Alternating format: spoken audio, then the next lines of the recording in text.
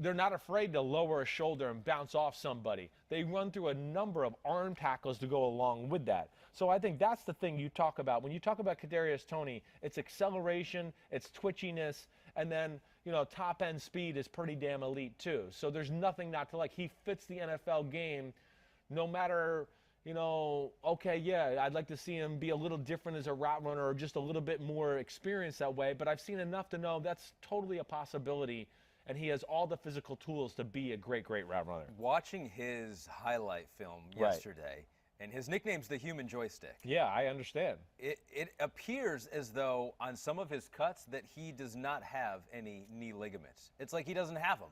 It's like his knees and legs are bending all different which way, and it has no effect on him. No. It's amazing. I don't think I've ever seen as many plays from a guy like that. It was like kind of Barry Sanders-esque. Well, it is. It is. That's why sometimes the route running, and if you're really going to break it down, is a little raw, but he doesn't need to because, like what you're saying, there's such elite quickness and twitchiness to where, like, hey, we're supposed to, go out here and, make a break and break to the left, and then we're going to break back inside. He just will go up and just kind of just be like, he'll just come to a jump stop and then explode over the middle. And it just doesn't matter because he got the guy to freeze for half a second, and then he accelerates and he runs away from them.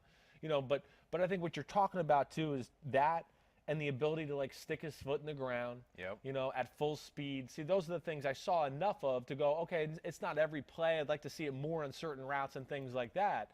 But see enough on film to go, oh, he's going to be able to do this. It's not even going to be, a huge adjustment for him altogether. But I think, again, too, the other thing you talk about, with a guy like this, is speed, a weapon, and then the icing on the cake to me is he plays bigger than his size. That's where I really like his game too. He's a guy that even though he's 6 foot, you could throw 50-50 balls up on the sideline and he goes and gets the football. I think that's the thing I was really surprised too. So there's no doubt that he is a first-round pick. And really, really worthy of being a top 20 pick, top 25 pick, somewhere in that range. Yeah. But difference maker, and a guy, too, that, again, you could put him outside and he can run by people with pure speed, or you could have him in the slot and doing all that Tyreek Hill, Deebo Samuel stuff and really never miss a beat that way either. Yeah, Pro Football Focus called him quite possibly a generational talent with the ball in his hands. Once he catches the ball, they have him marked as breaking 32 tackles on only 80 catches over the last 2 seasons. The quickness is unreal. Yeah. The guy we're going to talk about next is the only guy that I think rivals the quickness, and I won't go there yet. Okay, all right. But I will say the pure top-end speed, like when we're just talking about now top end, we've opened up, right? We're past the acceleration phase. He's not the same speed as the other 3 guys, the top 3 we're going to talk about in a little bit. Okay. Top 3 guys that we're going to talk about have 100-meter track speed, can outrun anybody. Toney is really fast, and I think he'd probably run a low 4.4, maybe a high 4.3, but it would be an incredible first 10, stuff like that, where I think he'd really get out of the hole in a hurry. So you've kind of mentioned where he might fit, but Isaac Bonilla asked a question here. Oh, he just moved it. There it is. Do you have an opinion on some offenses that Toney would best fit in? So. Well, he's going to fit in any offense because he's so talented. I mean, there's really not one that I sit there and just go, oh, for this day and age in the NFL, everybody wants these kind of guys. Yeah. Everybody wants to have that some sort of element. It doesn't matter who you are. Even the most basic of offenses now are doing fake speed sweeps and doing stuff like that. So, except Seattle, well, but everyone else. Seattle could do more of it, that's for sure. Even they started to do a little, but you're right. I mean, again, I don't know if I have a spot right now that jumps out to me. You mentioned Deebo Samuel, kind of used like him. But like Tyreek Hill-ish, any of those top receivers that are weapons in that way. Yeah. That's how I look at this player. But yeah, it's more of that, the Tyreek Hill-ish. I don't want to say Stephon Diggs. I know there's somebody else I'm probably missing here. DJ Moore, my guy from Carolina. Sure. It's that kind of guy. It's a little bit more, again, of almost the running back, playing wide receiver type aspect of his game. And it's special. And it's a highlight reel, and it's fun to watch. It is fun to watch. If you have not seen Kadarius Toney, and most people probably haven't, if you're not following the college game, Do yourself a favor, go look at some highlights. Those are fun to watch. So Yeah. he is your number 5 Number 5 wide receiver. Right. And now is when it gets interesting. Yeah. Now we're into the top 4. Right. And you've already mentioned the fact that your top 3 may look different than other people's top 3. So I'm going to stall for a second because you're just flipping through pages.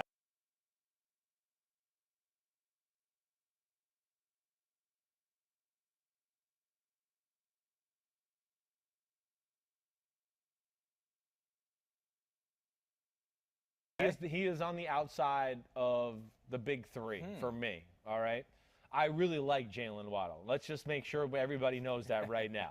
I'd be really happy if I was a quarterback and Jalen Waddle was playing wide receiver for me. I guess, listen, the reason I got Jalen Waddle as number 4 is because I think he's a true slot receiver, okay? I do have a little bit of a concern as far as size of the player. Now, he's really good at getting off jam and he's good at the line of scrimmage. But again, it's NFL DBs, and on the outside, I'm not sure I'm sold he can win on the outside, play after play after play against the top tier wide receivers in all of football. That's why he's 4 and not in the top 3 or anything like that. All right. Okay. I think he's a true slot. Not to say he can't go outside a little bit and do that. Yeah, I know he can, but I think between that, all right. So you talk about the size a little there, and then acceleration, twitchiness, quickness, off the charts good. Yep. But speed, pure straight line speed, is not as good as the top 3 I'm going to talk about. Nor do I think his pure straight line speed is as fast as Kadarius Toney out of Florida that we just talked about. But now when we talk about route running and being a nuanced game one ready NFL slot receiver, that's where Waddle's ready to go. Waddle understands everything. First off, he's still fast, so don't get me wrong here. We're talking a guy that I still think would be mid 4.4s, something like that, but probably unbelievable 5.10.5 and 3-cone drill and being able to change his body and doing all that. But really, it is the route running. And not only just because the physical ability and to be able to, jam the foot in the ground and come out of a break and do all that, but he really understands how to set DBs up. Oh, you're covering me. He understands how to attack you and the leverage and set it up and create the separation by himself, let alone forget the offense and what they can do for him. So I think that's where he's really, really special. Incredible hips, can stick the foot in the ground, accelerate at a break. So, now we're talking about, he can do all these hips things, right? He can get you thinking this way, and then it's boom, and he sticks it and goes that way, and he loses no speed when he sticks his foot in the ground and accelerates. So he can get early separation, whereas, going down the field, DBs may be able to catch up, but he'll get that quick separation. That's to me where it is the slot guy, because anywhere in that 10 to 15 to 20 range, he's going to create or underneath, of course. Yeah. He's going to create the separation. He's got unreal suddenness too, and also within. He understands how to change speeds, and he understands how to, hey, I'm running at 70%, and we're running, and then all of a sudden it's, boom, jam the brakes on, and then accelerate out, and the DB's a little caught off guard because he's like, wait, I thought we were kind of just striding it out here, and all of a sudden you went crazy on me, and you're gone. Yeah, we had an agreement. Right, right. But that's where he's really good at setting drawing them in. Get a little closer, and then boom, I'm out of the way, or. Here, stay outside here, stay outside. Attacking leverage is such a big part of wide receiver route running. But, you got a guy out here. So many of the times you see college receivers with a guy over here, they try to kind of almost run away from him, which plays into the DB's hands because now he's like, well, wait, I don't have to worry about behind me now. I can come forward and attack you and the receiver. So, like the good ones, like a Waddle, the guy's out here, he understands where, he wants to go in there. But he's going to back that guy off to where it's not going to be easy for him to go in there. And he's going to really threaten that leverage to make that guy go that way he's protecting to then hit the brakes or hit the afterburners to cut away from him. That's where Waddle was really good. So how do you balance that? Because he can be an elite slot receiver, but maybe can't win on the outside. Yeah, and he can, but just not – I don't think it's made for him. And you think to be top of your draft class type wide receiver, you need to be able to do a little bit of both. I do, I do. And, more I value, of course, the ability to go on the outside. I do because, again, not everybody – well, not everybody's going to get put in the perfect offense and get the advantages of being in the slot or we get a perfect. So right off the bat, I The just want rules to go. of football tell us that we need someone out there outside who can handle it. Well, you Yeah. just need to handle it, right? So that's the first thing I want to see. What if you get stuck with some crappy offense who doesn't do motion, and now they put you outside a lot and one tight end, two backs, and there's two receivers. You're playing outside receiver a lot. I take that into evaluation here, though. I go, I don't think Jalen Waddle's going to be perfect for that formula. That's not his. He can be successful, but I don't think it's like made for him. To me, he's made to be, there's three receivers on the field. He's the inside of those three receivers, and he works the middle of the field. He's smart, and he's got, all those attributes to be that special player that way. So I think that's what I challenge it on.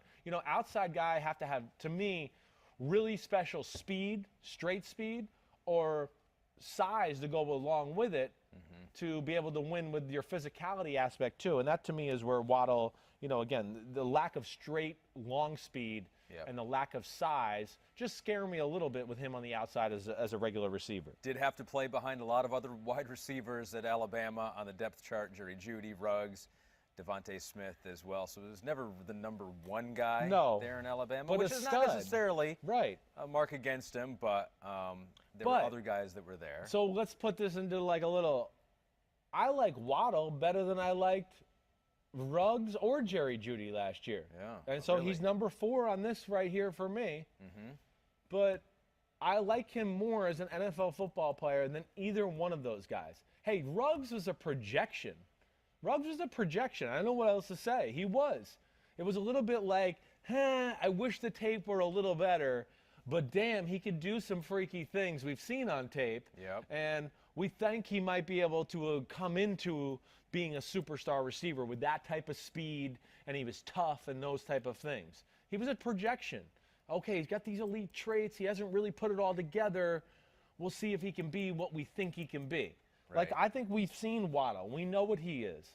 And he is got punt return value and kick return value and all of that stuff. That's special. But I think, at the end of the day, he's a really good, awesome slot receiver in the NFL with some outside value. So here's the crazy thing, is that we were talking about last year's draft class as being generational. We haven't seen anything like this in a long time. We won't see anything like this for a long time in the future. That may have been wrong, right? Because if you have Waddle as better than Ruggs, you had Ruggs 3rd last year. Yeah. So how do you see this?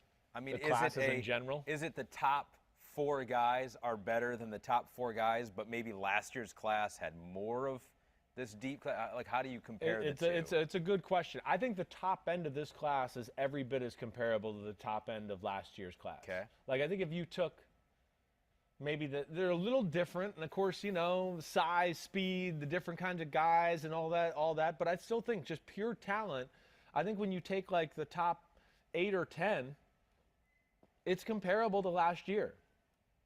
And then it falls off.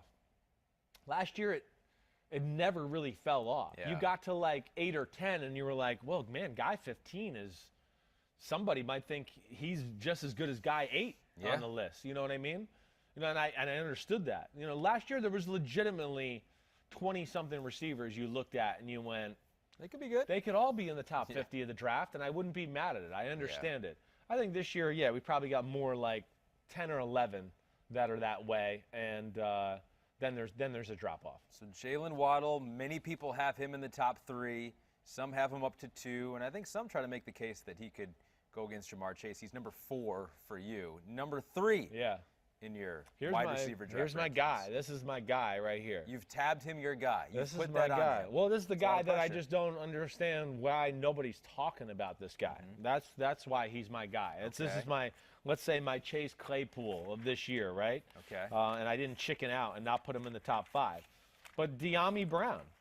De'Ami Brown from North Carolina. To me, this is the and let me just preface it this. We got the top 3 here.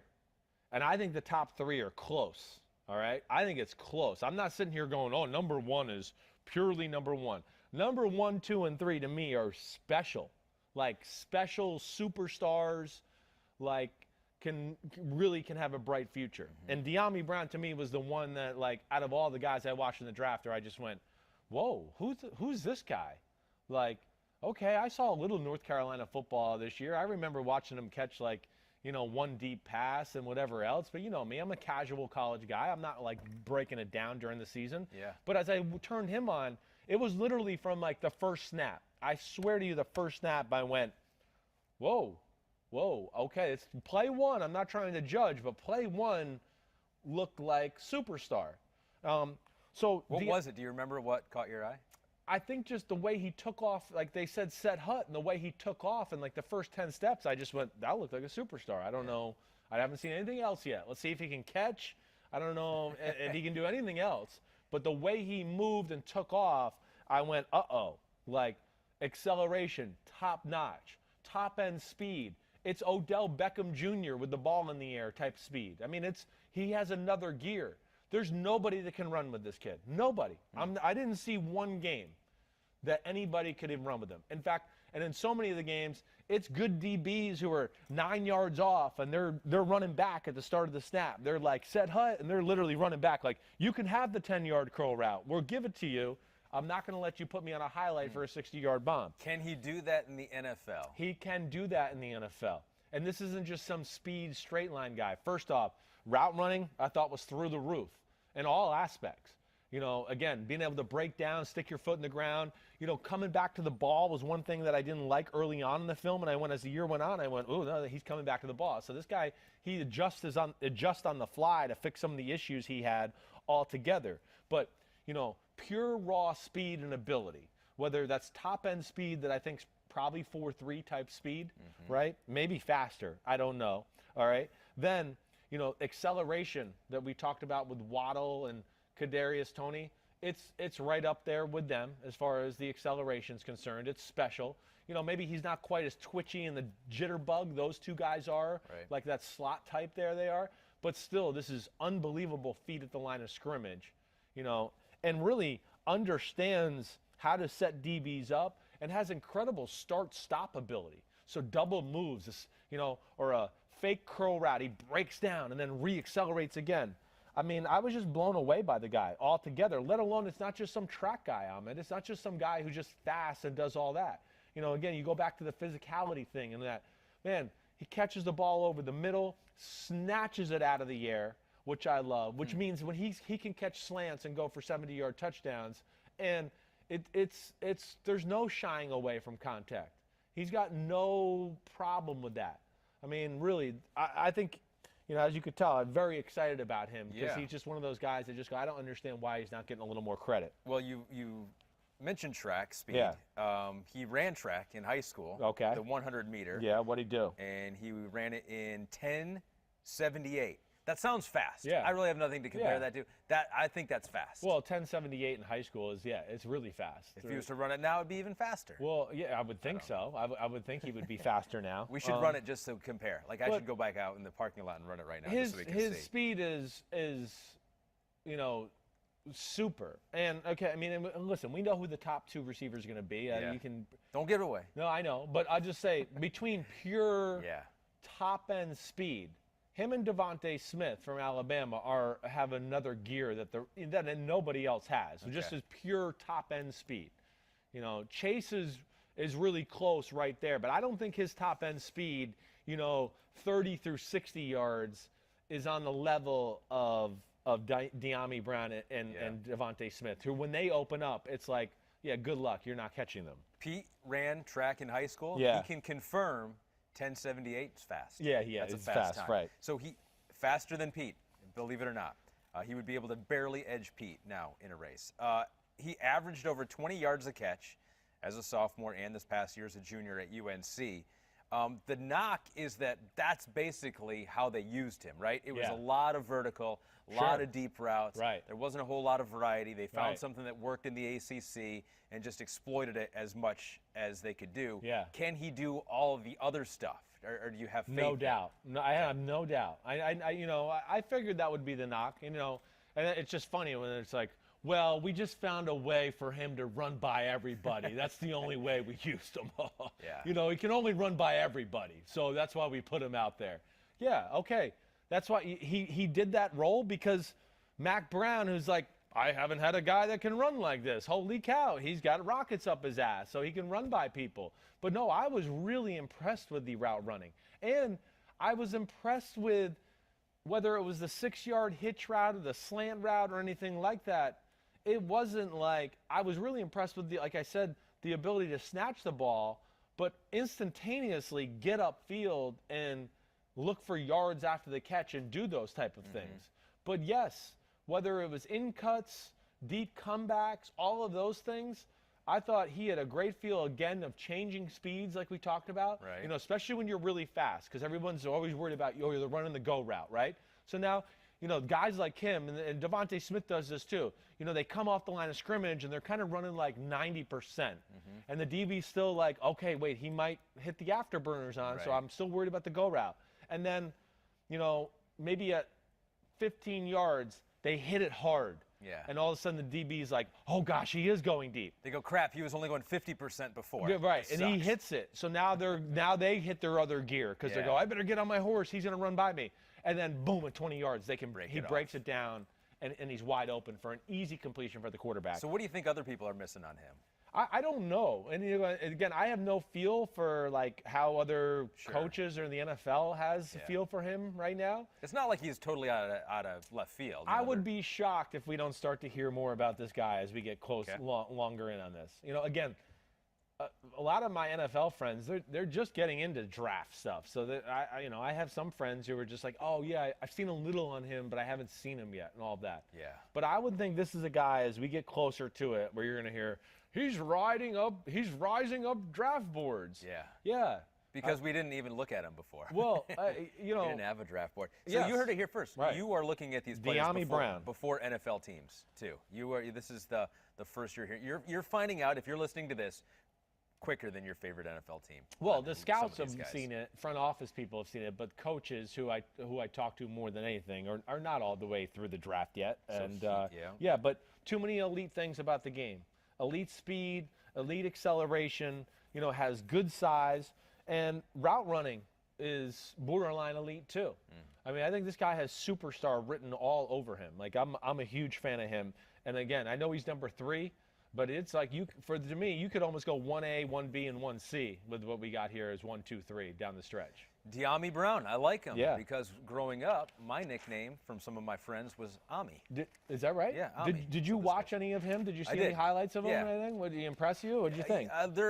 Some of these guys are similar, right? You Right. look at their tape and you're like, they're all kind of like shifty guys, twitchy guys. Yeah. And so, yeah, he did. I didn't watch a ton, Yeah. but I know. Well, but that's he where pops. highlights can be different from film too, because you get to see the whole picture.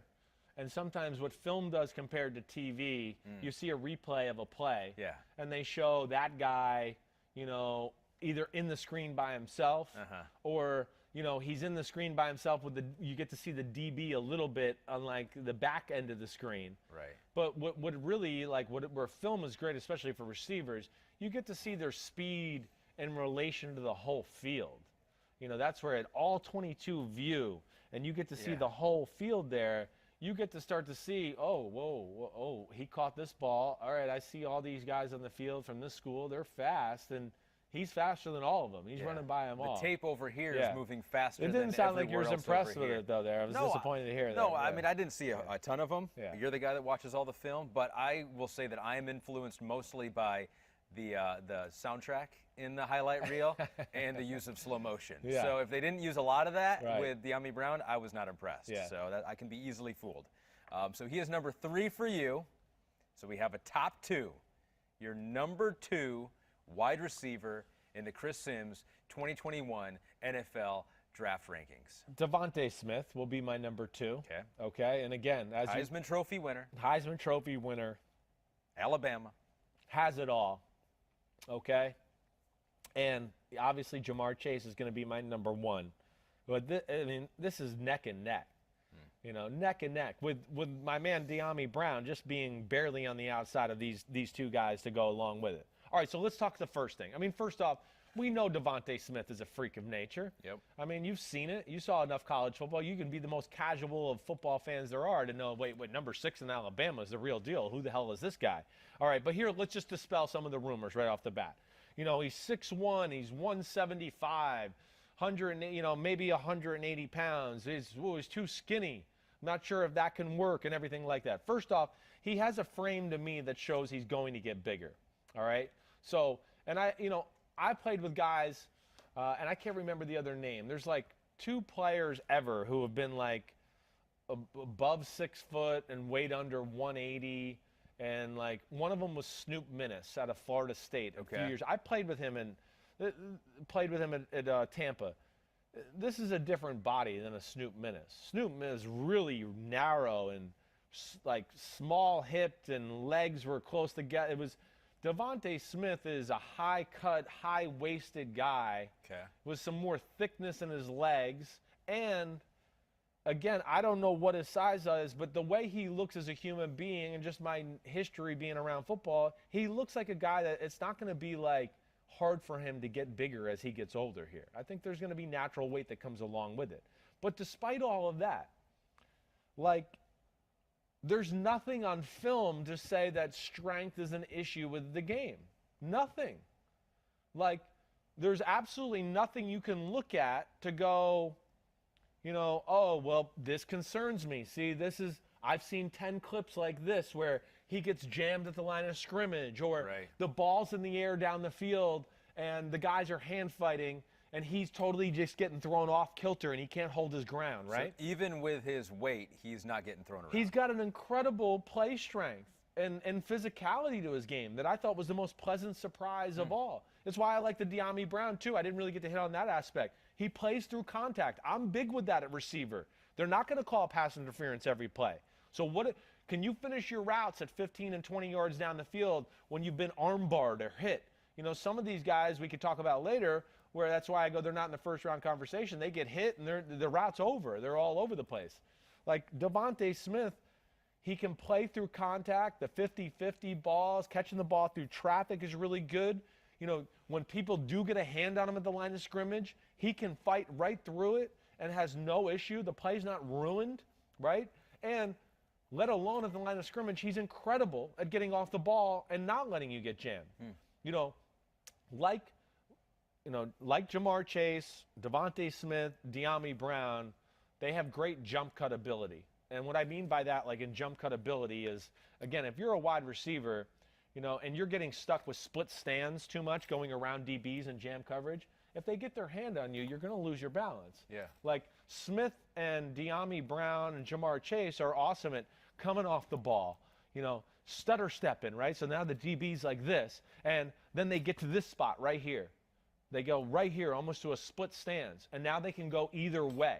And that gives the DB, there's no tell. And then, of course, they're in a strength position, even if you do get the hand on them, to be like, no, I got a base underneath me, and I'm going to be able to rip through that hand or whatever else that hits me. Yeah. That's where Devontae Smith has that. That was the first question I needed to have answered, because I heard about the rumors, and I see the player and what he looks like. You go, I heard a rumor he was skinny, and then you look at it, he is kind of skinny. He is skinny. I understand that, but the film doesn't show a skinny guy that's going to be affected by, the Jalen Ramseys of the world. Contested catches. He's pretty good at that. He's really good at it. That's, I think, the other thing I was blown away by. And that's why I like Mac Jones. There's a number of plays where, hey, he's covered. Mac Jones sees he's covered. They put it in the right spot. He can adjust to the ball the right way. And, people are hanging on him and touching him. It doesn't matter. He grabs the football. After practice, there was a rumor out there that he would catch 100 passes off the Jugs machine every day after practice. That's been confirmed. People say that was true. So he's got the work ethic there. He did lead the country in screens. So they were definitely scheming for him. Right. So here's what I'm going to say. Yeah. You were enamored with the big numbers, and they all came on screens. Well, that to me also speaks to a little bit would dispel the physicality thing. Yeah. You're not throwing one guy all these screens if you don't feel like he can make people miss and be comfortable, I've caught the ball 2 yards behind the line of scrimmage, and now I'm coming up the middle, and there's defensive linemen and linebackers, and I'm in the scrum with all of them. If he was some, lack of a better phrase, wimpy, I'm going to get down type wide receiver, they wouldn't have been doing all of that. And it's a great compliment, because the other aspect, like the guy we just talked about with Dyami Brown, who these are the 2 fastest receivers in the draft, the speed is special. It's really special. So, he gets into that jump cut like we talked about, Amin. Yep. And I don't care, SEC DBs, whoever it is, when he gets in that position, and if somebody's close, he's going to run by them. He's running by them. His ability to get in that jump split and then take off, and within 2 or 3 steps be even with a guy, and now, oh, wait, the ball's going in the air, and it's another 20 yards downfield. I'm going to go catch a 30-yard fade route down the sidelines. He pulls away from everybody. Right. So it's all around special, let alone he has way better strength and physicality than I was expecting. King of Buffalo, could Devontae Smith be the best wide receiver on your team, or does his intelligence and skill set make him even more valuable if he's your second best wide receiver? Well, I think he's got superstar. It could be the best player he can be the best player, best wide receiver on your team. Yeah. He does have that. But to the point there, that's also what makes him special, I think. And really maybe where I make him and Jamar Chase 1 and 2, he shows all those intangibles too of, here's Mac Jones, nobody's open, and he's moving in the pocket. And Devontae Smith was sitting in some zone and people are around him, and he's got a great feel to go like, oh, let me get over here. Here's a good spot where I think, the quarterback can find me in the hole of this zone or whatever. He's got a great natural instinct of how to play the game, and he's a great route runner. There's really nothing not to like about him. The only thing you're going to question is that size and physicality. And I'm sure that when he goes through personal workouts, that's what people are going to test him with more than anything. But two, I mean, he has a knack to where I'll say him and Jamar Chase are they're above everybody else, even better than my man De'Ami Brown at this too, where, they have a knack of, like, go to the widescreen, Kristen, here, just for a second, where, let's say, I'm the receiver, the quarterback's over there, the DB's over here, right? So I've run a curl route, and the DB's behind me. They have great feel for Devontae Smith of going, like, he's run the route, now he comes out, he's going to get the ball, and he just catching it and literally going, like, the DB's here, he had a feel for where he was, and he just snatches it out of the ground, and seamlessly, it's almost like, man, I think he started running before he even caught the ball. He's that good. And it's the difference sometimes between a 10-yard curl route or, wait, he caught a 10-yard curl route and ended up getting 22 yards because, he caught the ball and took 3 steps up the field, and he was already 15 yards down the field before everybody kind of, gathered in and trying to tackle him. What about another added benefit of him? Back in high school, in the championship game, he had 111 yards receiving, had a interception return for a touchdown, so he was playing defense, but he also had a kick return for a touchdown.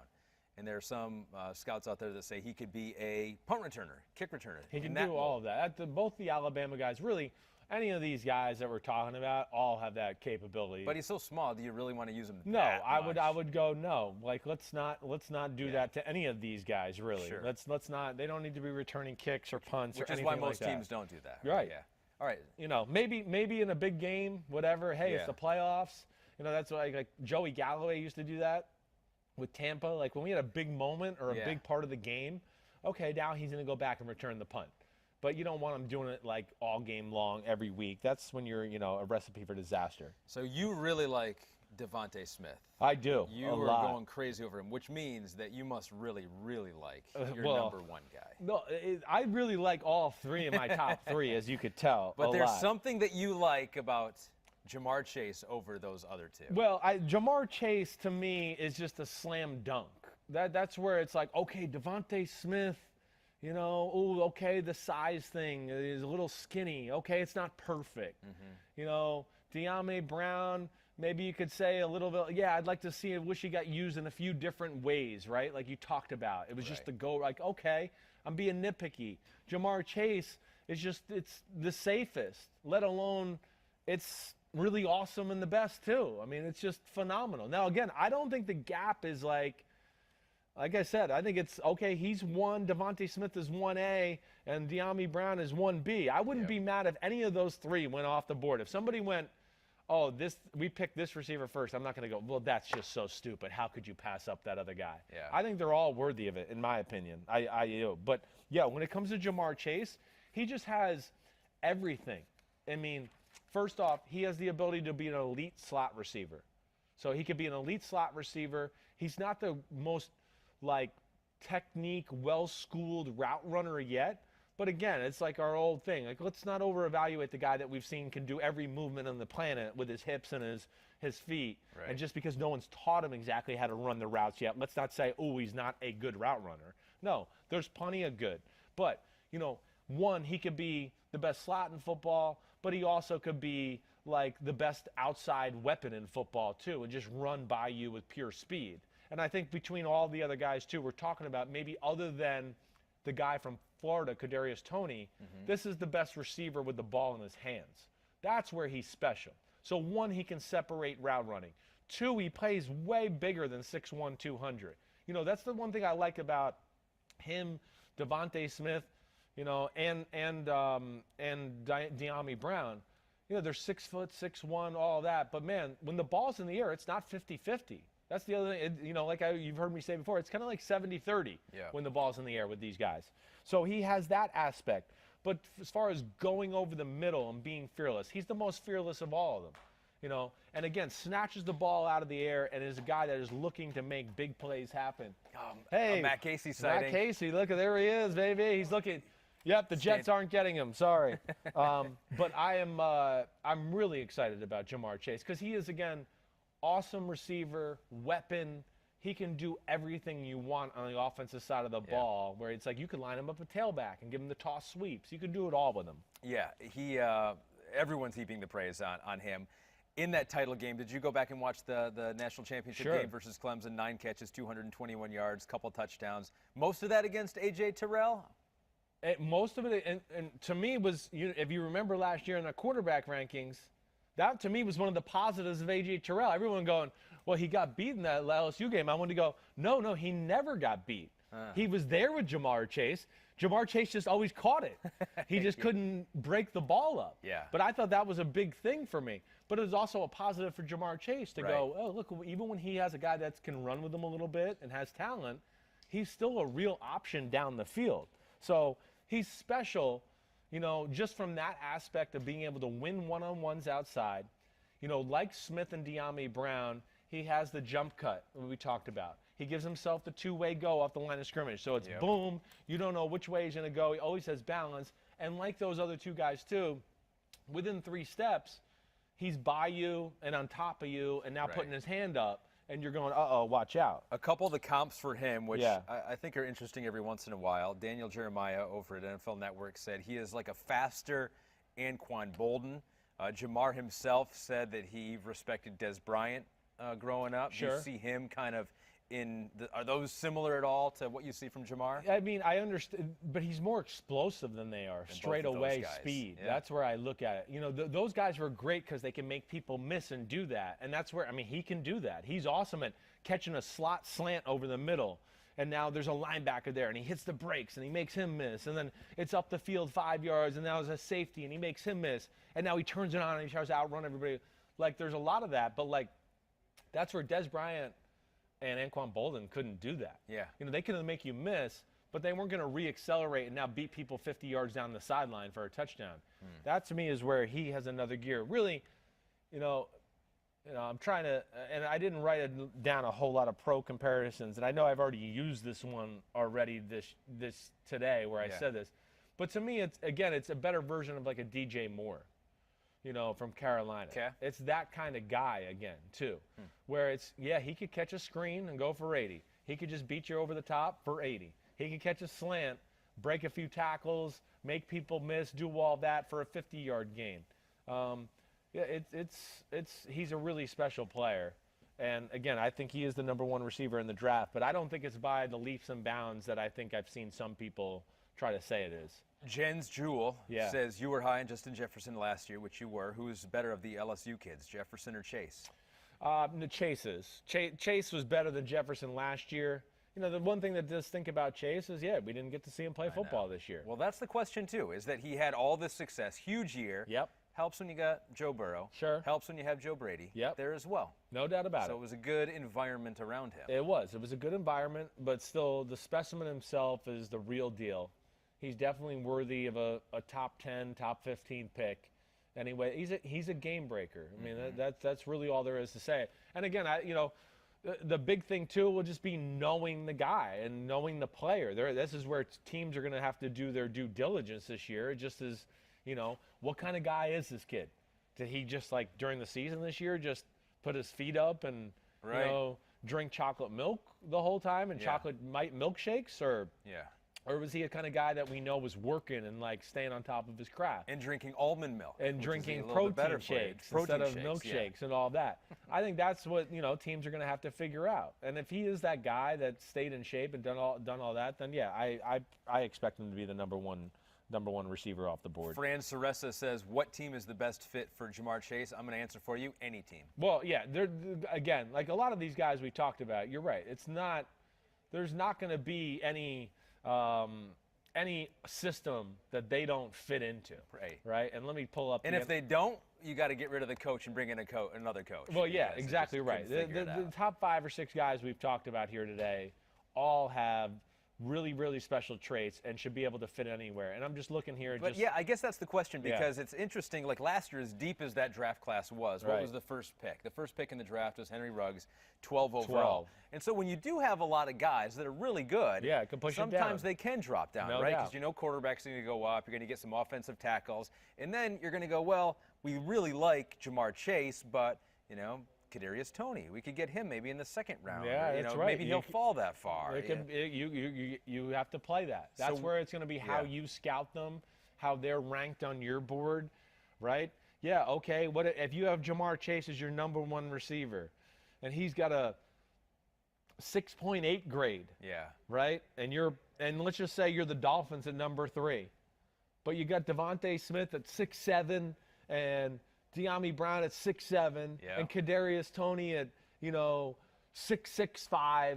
and that may be where you go, well, maybe if somebody wants to trade up with us, we trade down. Yeah. And we might not get the guy that we have number 1, but we have 2, 3, 4, and 5 just barely underneath them, and now we got an extra first-round pick or an extra second-round pick. That'll be what teams have to decide. Okay, so how high do you think a wide receiver could go this year? I know. What is the ultimate All right. top? I mean, the Dolphins are the team I look at there, but I don't think they're they're number 3. Yeah. But I don't think they're going to do it. They have Devontae Parker, they have Preston Williams, and they just signed Will Fuller.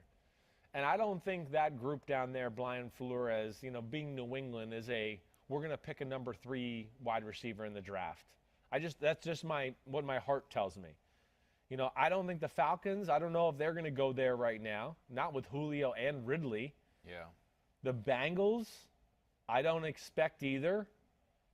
Be interesting, but it's a pretty good core of receivers they got there as well. Yeah, they weren't maybe as good as we thought they were going to be. No, you're right. But when you take in Boyd and T. Higgins, right?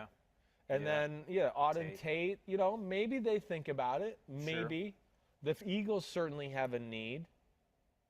The Lions have a need. Hey, the Eagles, Christopher Jones. Should the Eagles take Mac Jones, Trey Lance, or the top 1 or 2 receivers?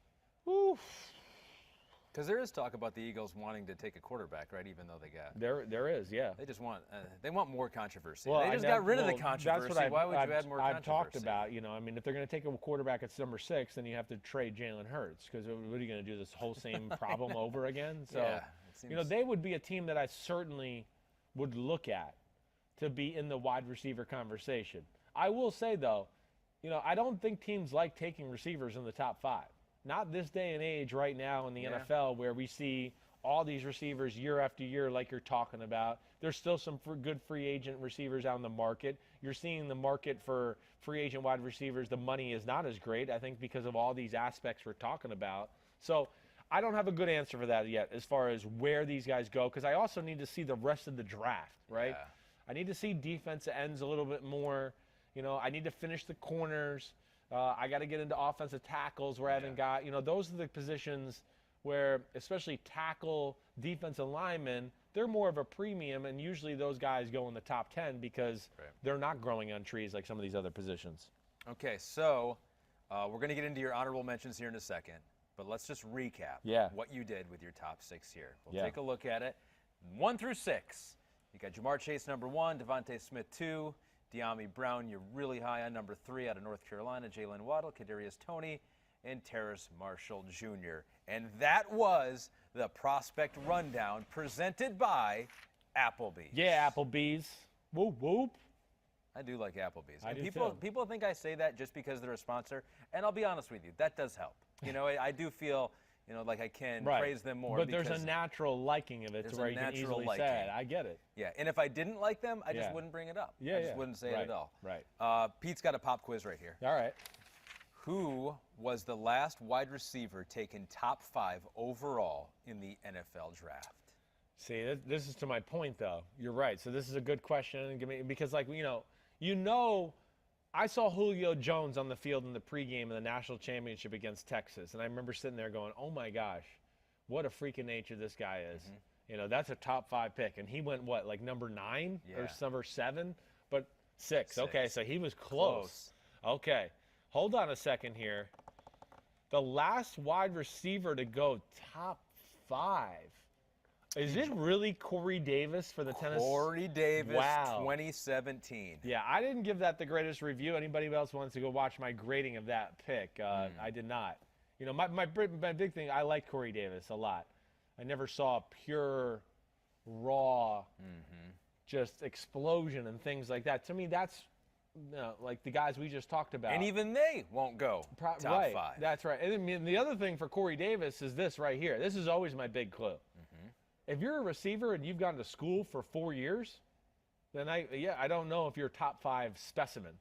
You know, the really freaky receivers are like ready to leave after 2 years, like Jamar Chase. And then the third year, they're like, watch me, I'm going to kill college football, and I'm definitely a top 15 pick. So this is interesting. You go back, all the top 5 receivers here recently. Right. 2015, we had one, Amari Cooper, went 4th overall. Okay, yep. 2014, we had one, Sammy Watkins went 4th overall. Ooh, yeah. 2012, Justin Blackmon went 5th. Ooh. 2011, A.J. Green went 4th. Right. Okay. 2007, you got to go back there, Kelvin Johnson, 2. Braylon Edwards was a top 5 pick in 2005. Wow. Larry Wow. Fitzgerald, Charles Rogers. Wow, there are some misses there. So that probably affects some thinking too. So Corey Davis, 2017, will be the last ever wide receiver taken top 5. This group could challenge that, though. This group could. We could see a top 5 guy gone this year. I will say this. I think there's a good chance you could see those top 3 guys off the board in the top 15. I would say that's strong. I wouldn't be surprised if this year maybe we have 2 guys go in the top 10 at the wide receiver position. Okay. You know, it just, again, what you have to also look at, the teams that need receivers. We talked about the Dolphins. Yeah. I expect the Jets to go with Zach Wilson, so I don't think that's going to happen. The Bengals could be a team that maybe. So you got the Dolphins, the Bengals, the Eagles, the Lions at number 7. They all could use receiver help. Yep. Carolina, the Broncos, and the Cowboys and the Giants at 8, 9, 10, and 11, and then the 49ers at 12, and then really the Chargers at 13 do not need receiver help. So it's going to be about those teams we first mentioned there, and are they going to, bite the hook, or are they going to wait till later on and maybe the top of the second round to get a guy they like? Okay, so let's go. You've done the work. You looked at 30 receivers. About 30. So yeah. let's go kind of speed round style Yeah, cool. for some of these, all right? And Yeah. we'll start with speed round style, your honorable mention. Can Yeah. we do that? Yeah, you lead them off. Do you whatever have you want me them? to Do you want me go. to read them? Do you want me to read back your honorable Yeah, you mentions just say here? you just say, and we'll go one by one. Whatever Okay. you want to do. North Texas. Yeah. Jalen Darden. Ooh, like one of my favorite watches. There are a weapon. Again, this is a guy that fits into, like I was talking about earlier. It's Hollywood Brownish, right? It's KJ Hamler. It's that type of guy. But like small slot jitterbug who has incredible speed and acceleration. Like this guy might be like I wrote down. He could have 4.2 speed in the 40s. I wouldn't be shocked. Wow. It's that type of speed. Plays tough, can run routes. I really liked him. He is a weapon. And I just read, there's no doubt, for me, he's a top 50 pick in the NFL draft. Jalen Darden has some of the best First- quotes out there. He said, "Slow feet don't eat." And he also said, "Making someone miss is like waking up in the morning and brushing my teeth. I got to do it every day." Got it. Well, the first guy never makes a tackle on Jalen Darden. Yeah. Never. So his ability to make people miss and then shoot upfield is really special. Like, I mean, it's top of the line. In this day and age in the NFL, too, I'm not worried about 5'9", 174, the way that offensive coordinators move guys, stack guys, and do all that stuff. He's my number one. Just because of those two quotes, he goes to number one. Those are good quotes. On Ahmed's list. From Louisville, Tutu Atwell. Same type of guy. Similar. I mean, there's nothing not to like about Tutu Atwell other than just like a Jalen Darden. It's small. It's really small. Okay. But like top of the line, ability to change directions, burst in and out of breaks. And then, the top end speed, again, it's 4.3 range. This is why I said it. There's 8 or 10 guys to me that are top 50 pick material because they're game breakers. He has got a really, really special talent that way. And like a legit superstar slot receiver, but also like that weapon ability like we talked about, like the Tyreek Hill or whatever, where you can give him a speed sweep and he could turn the corner and go up 80 yards for a touchdown. So he's in your honorable mention as well, as is Marquez Stevenson out of Houston. Yes, I mean, more of a straight liner. I'm going to say he's a step below those guys that I just talked about. Not quite the route runner, all right? A little bit more of like a Denzel Mims who came from Baylor last year. Okay. As far as just a straight line, if there's an alley to go straight away, he's going to outrun you and make some things happen. He can outrun you just going deep and doing all that. Maybe not as quite as quick or as physical as some of these guys with the ball in his hands and making people miss that way, but like the speed is undeniable, and would think he's another guy that's probably a 4.3 40 type of guy. Weirdly, Western Michigan has produced some wide receivers in the NFL. Dwayne Eskridge could be another one, you say. But it's the same kind of guy. It's like these smaller slot receivers who have superstar top-end speed to go on the outside and beat you that way. Right. But just like Tutu Atwell or Darden, I would say, Tutu Atwell, Darden from North Texas, and Eskridge, I would put them in a group right outside that top 6, where I'd have the Houston guy below them. Okay. But the same type of thing. I mean, it's I wish they weighed a little bit more. There was a little more strength to their game, but it's not like they're so small. If they get jammed, they're going to be all over the place, and they're not going to be able to run the ball, catch the ball over the middle, and do those type of things. For the smaller type guys, I was really impressed with, their fearlessness over the middle and how they did kind of weave in and out of traffic and all of that. So there's another guy to me. Again, the NFL, as you heard me say during the year, it's about homers and strikeouts. Guys that can catch a 6-yard out route, that's cool, and we want them on our team. But I want guys that can catch 60-yard bombs, and that's what we're looking for here. It's elite traits, and these guys have elite traits, and that's usually what determines whether you go in the first or second round. Remember when we cloned that sheep, Dolly? Yeah. What if they've done it with NFL wide receiver? What if they've just cloned a bunch of these guys? Because they're all in the same mold. Twitchy, fast. Really, as I sit here and look at it, I wish I could go through and flip through all, but like Darden is 5'9", 174. Yeah. Tutu Atwell, 5'9", 165. Yeah. It's all the Hollywood Brown, KJ Hamler type of guy. Right. Where, in the old days, people would have been scared. But now with the rules about hitting protected receivers over the middle and the way receivers are used in offenses and moved around like we talked about, I don't think that fear is nearly as big as what it was, 10, 15 years ago. Okay, time to get grilled by the homies. Right. They don't even know your rankings yet, but they're ready to grill you. Ready to grill me. Garnett West. You're an idiot. These rankings are terrible. I can't wait to see them. No. Why is Rashad Bateman from Minnesota not getting the recognition like the others? There's seriously no weakness in his game. I like Rashad Bateman. He's a mid-round pick. It's a good question, but Rashad Bateman would be the poster child of like how we started off the podcast.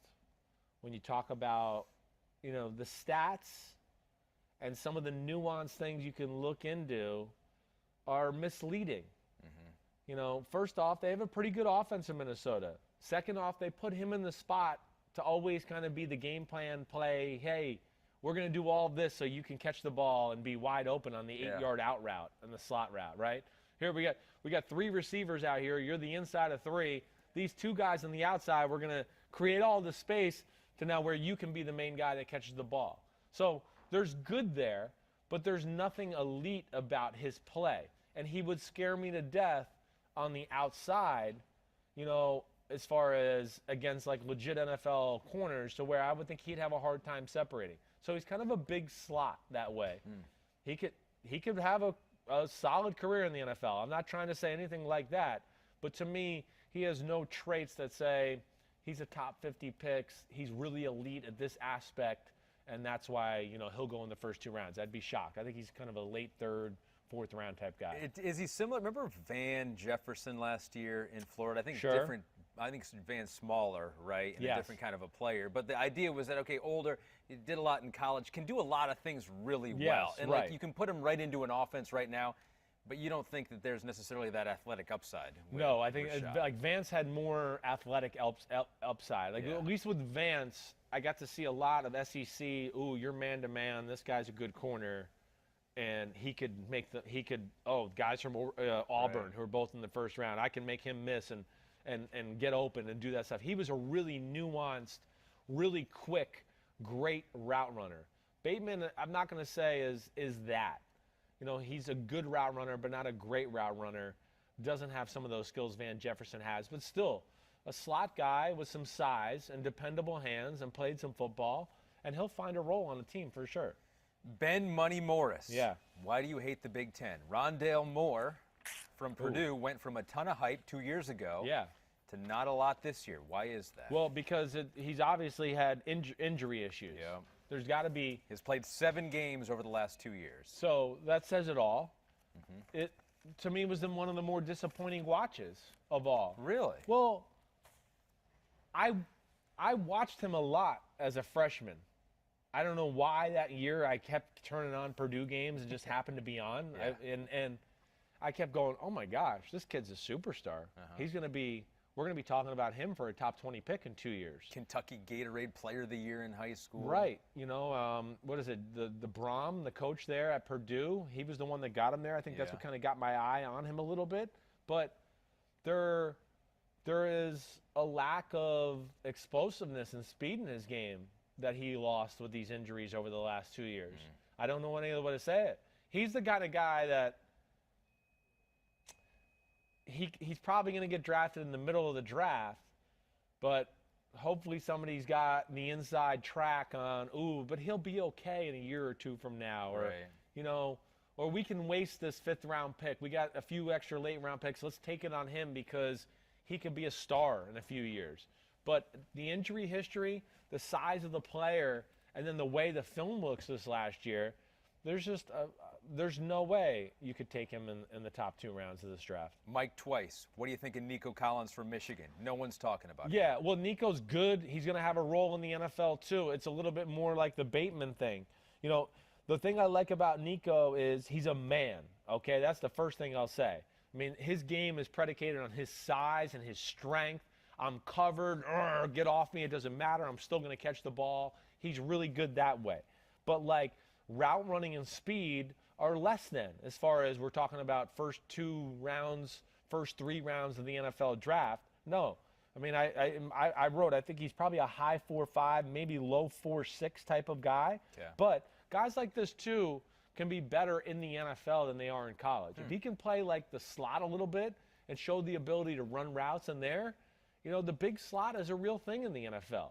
And to be able to go over the middle and, you know, catch the ball in the trash between linebackers and safeties is a real thing. So I like the player. I just don't love him, and he's not elite as far as, you know, the top guys in the draft. So a couple more here. Yeah. Jaime Escobedo, 7. Yeah. What do you think about Tylan Wallace from Oklahoma State? Yeah. You know, really crafty, smooth athlete, not a great route runner, and not great speed. Now, you're going to get fooled because you're going to see some big plays. It's Oklahoma State. It's the Big 12. There's always big plays. It's a flag football game. So you can't get fooled by that sometimes.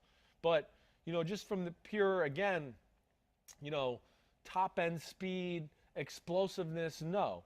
To me, this is the guy that's, you know, big slot, understands how to, you know, work the middle of the field, find holes, do things like that. He's very good at catching the ball when he's covered, but there's just not enough pure, you know, physical ability for me to sit here and tell you that he's in the Right. class of some of those other guys. And let me just. I was just going to say, like, Chris has been doing these last few just off recall alone here, which is an amazing feat. I am. Well, I mean, I got to Nico eventually, like as I just sit here and look, but I just wanted to make sure I don't, the other thing that Tylon that bothered me a little bit, doesn't make anything happen after the catch. I think that would be something I should have said for him, Rashad Bateman, and really Nico Collins. Nico Collins probably makes the most happen after the catch, because at least he can break arm tackles and run through people with his power that way. But I think, it's good natural hands. He's got great body control, but he's not a great route runner. Doesn't make a whole lot happen after the catch, and overall the speed was not special to scare people. Okay. And I had too many clips of where people jammed him in the line of scrimmage, and that scares me too. Dan Sulis says, do you consider Kyle Pitts more of a receiver than a tight end? So he's at Florida. Yeah. A lot of people think he is awesome. Right. And will be the =1 tight end on a lot of lists out there. Yep. Yours is coming in a few weeks. Did you look at Kyle Pitts at all? I've just seen him in crossover stuff, right? Okay. When I'm watching other receivers, of course I'm watching Kadarius Toney. Okay. I've already watched a lot of the DBs, so of course SEC has a lot of the good NFL DBs. Right. I've seen him there. I mean, I'm gonna rank him as a tight end, so I don't have him a part of this. Yeah. There's nothing not to like about the guy. I mean, he can do everything. I do think it's still a tight end, though. Again, and tight ends can be drafted in the top 10, as we know. I mean, if you can do everything, you become quite a mismatch and an issue for defenses all that way. But just as compared to like our top 5 receivers, I don't look at it and go, oh my gosh, he's explosive like that, right? Yeah. He's a guy that you're going to be able to put out there, and he is going to be able to beat DBs with his ability, but his size to go along with it. But I am evaluating him as a tight end, and he's certainly impressive. I just got to look a little deeper there. All right, last one. Yeah. T. Greasy says, who has the highest ceiling and highest floor? I always think that's a hard one to answer, because it seems like if you put a guy #1, you think like he can have the highest, like he could be the Hall of Fame wide receiver. So it seems like Chase probably to you has the highest ceiling, right? No? I honestly think he has the highest floor. Oh. Okay, so that's where I'll go with him first. Okay. I think he's the safest bet. He'll be a Pro Bowl wide receiver for years to come. I think he's got definitely multiple Pro Bowls in his game. Yeah. I just don't see any thing to where I would scare me, right?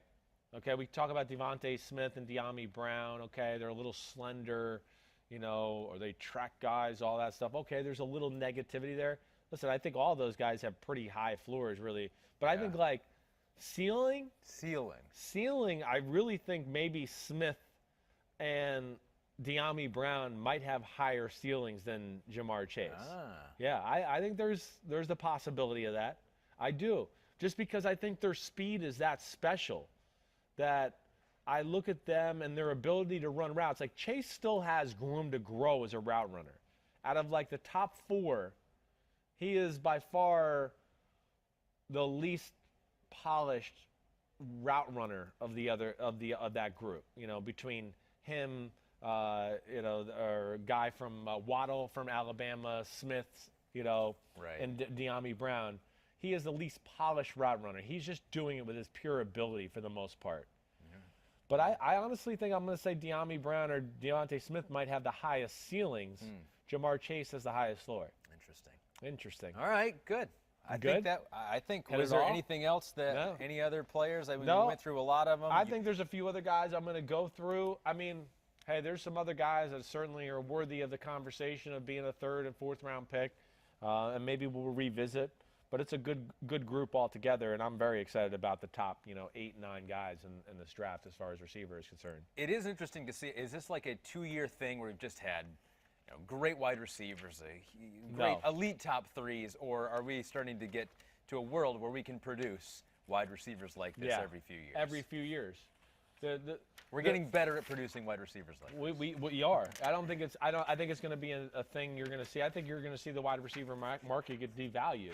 You know, kind of like a running back. You're like, we can find a guy in the 3rd round that might be exactly a game breaker for exactly. us. I think there's a few things that play into that. It's a good conversation. But the first thing is, I think all the guys like Kadarius Toney in the world, they would have been running backs like 20 years ago.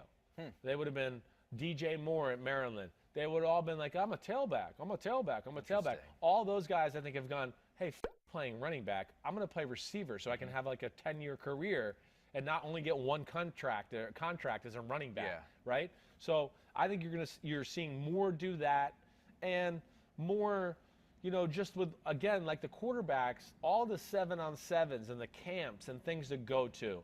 The receivers are just well schooled that way, and I think you've also taken off to where this current athlete, this day and age, also, the kid who was like, I'm a 6'1", I'm going to try to be an NBA point guard. I think they've gone, no, you're not. Point guards in the NBA are 6'4" or 6'5". You're not.